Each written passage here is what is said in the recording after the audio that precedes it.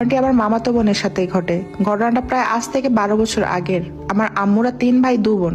আমার খালার বাসা নবাবগঞ্জ থানার কোনো এক গ্রামে। আমার খালার বাসার সামনে বিশাল এক স্কুলের মাঠ, তার পাশে একটা নদী, তার পাশে গ্রামে ঢোকার রাস্তা, তার পাশে দুটো বিশাল তাল গাছ। আমার খালার বাসার পাশে একটা পারিবারিক কবরস্থান। ছোটবেলা থেকে আমার মামাতো বোন আমাদের বাসায় থাকতো। একদিন আমার খালাতো বোন সহ সবাই গেলাম ওই খালার বাড়িতে। দুদিন খালার বাড়িতে থাকার পর বাসায় ফিরে আসি।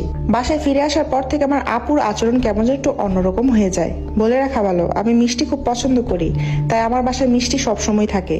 আমি ফ্রিজ খুলে দেখি মিষ্টির বাক্স ফাঁকা। ছোট হওয়ার কারণে আমি কান্না শুরু করি। তখন আমার মামাতো বোন বলে, মিষ্টি তো খেয়েছি, তোমাকে তো আর খেয়ে ফেলিনি। আমি অবাক হলাম, সে আমাকে তুমি করে বলছে। ও কখন আমাকে তুমি করে কথা বলে না। আর আপু মিষ্টি একবারই পছন্দ করে না, আর ওই মেয়ে পুরো মিষ্টির বাক্স খেয়ে ফেলেছে। এরপর আব্বু পুরো 2 দিন মিষ্টি আনেনি বাসায়। ঘটনার 2 দিন পর আম্মু লক্ষ্য করে আমার বোন রান্নাঘর থেকে একসাথে 1 কেজি চিনি খেয়ে ফেলেছে। আম্মু এটা